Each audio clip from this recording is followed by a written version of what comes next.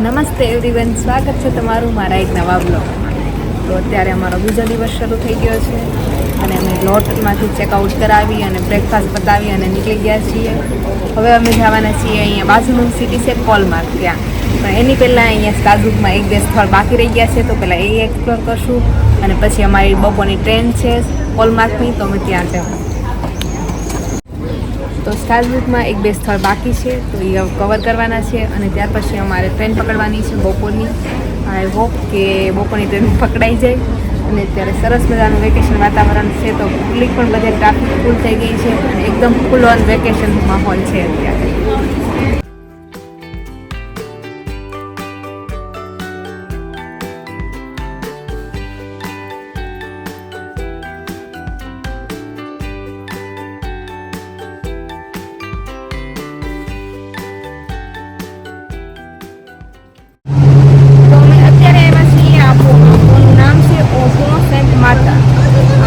જગ્યા એટલી બ્યુટીફુલ છે કે હવે હું કંઈ કહીને પણ થાકી ગઈ છું. સેમ થિંગ કે બહુ બ્યુટીફુલ છે, બહુ મસ્ત છે, પણ તમે કોઈ પણ એરિયામાં થાવ ને તો તમારી પાસે કેટલાક શબ્દો હોય, પછી શબ્દ પણ ફૂટી જાય છે. તો મારે દર વખતે એ સેમ ટુ સેમ કહેવું પડે છે કે બહુ બ્યુટીફુલ પ્લેસ છે આ. તમે સ્ટારબુકમાં આવતા હો તો આ પ્લેસ પર આવવાનું શું થાય. સ્ટારબુક આખું સિટી એટલું બ્યુટીફુલ છે કે તમે એક જગ્યાએ જાઓ તો તમને એવું લાગે કે નહીં, આ પહેલાં કરતાં પણ આ સારું છે, પહેલાં કરતાં પણ આ સારું છે. બધી એકદમ બ્યુટીફુલ જગ્યા છે.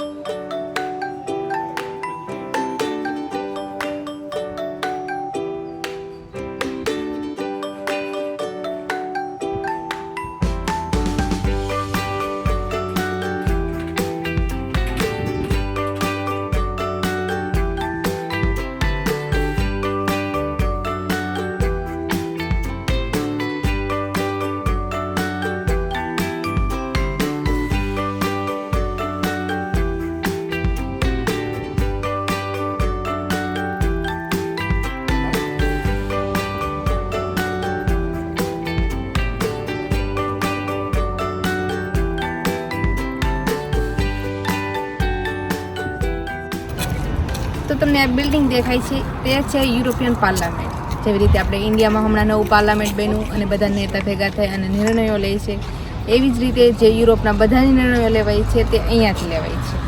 અહીંયા ઇકોનોમિક્સને લઈને અથવા તો પોલિટિક્સને લઈને બધા જ નિર્ણયો થાય છે એ અહીંયા થાય. એની સિવાયની પણ ઘણી બધી બિલ્ડિંગો છે કે જે યુરોપને રિલેટેડ છે.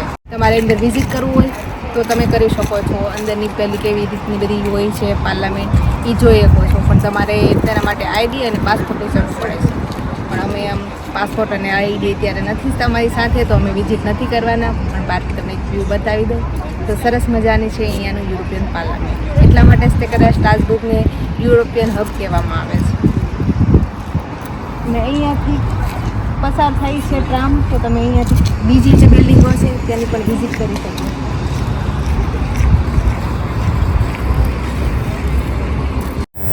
તો અત્યારે અમે ઊભા છીએ એક ટ્રામનું સ્ટોપ છે, એનું નામ છે ગાલિયા. એન્ડ એક્ઝેક્ટ સામે તમને દેખાય છે કેટલી બ્યુટીફુલ ચર્ચ, એનું નામ છે સેન્ટ પોલ.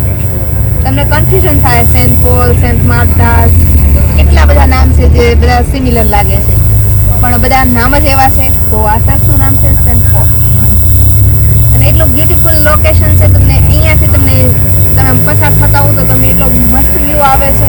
અને અહીંયા બોટિંગ પણ ઘણા લોકો કરે છે. એની સામે જ નાનું એવું ગાર્ડન છે. અમારી પાસે એટલો બધો સમય નથી કે અમે અંદર વિઝિટ કરીએ કે અમારી ટ્રેન છે બપોરની કોલમાર્કની, તો અમે અત્યારે નીકળી છીએ. પણ જ્યારે અમે કમબેક કરશું પાછા સ્ટ્રાસબુર્ગમાં, ત્યારે અમે એનો ડિટેલમાં વિડીયો બનાવીશ.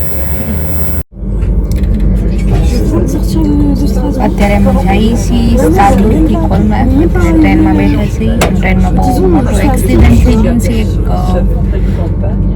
એક માણસનું ખબર નહીં એવું અનાઉન્સ કર્યું છે કે એક માણસનું એક્સિડન્ટ થયું છે આ ટ્રેનથી. તો ટ્રેન 2 કલાક લેટ. તો અમે જઈએ છીએ અત્યારે. Mesdames et messieurs, votre attention, s'il vous plaît. Nous sommes toujours arrêtés en Boulogne-Bois. Malheureusement, nous n'avons pas plus d'informations à vous communiquer pour le moment. On sait que nous aurons évidemment de plus en plus d'informations sur notre incident et sur une éventuelle durée de retard. Nous les communiquerons tout de suite. Merci de bien vouloir rester à votre place de ne pas. ખબર નહીં હવે ક્યારે અમે કોલમાં પહોંચશું. બપોરનું જમવાનું પણ બાકી હતું. એવું વિચાર્યું હતું કે કોલમાં જઈને જમશું, પણ અત્યારે ટ્રેનમાં બેસવું પડે છે 2 કલાક. હવે ખબર નહીં 2 કલાક પછી પણ ઉપડશે કે નહીં ઉપડે. હવે પાછો એક ઈમેલ આવ્યો છે કે ટ્રેન 3 કલાક લેટ થાય.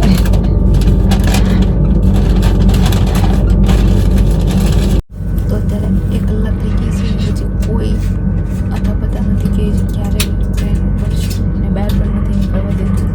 અમે ત્યારે લેવા બહુ ભૂખ લાગી હતી તો અહીંયા ડબ્બામાં મળતું હતું ને પેન્ટિંગ જેવું એમનાથી 16 € સલાહ.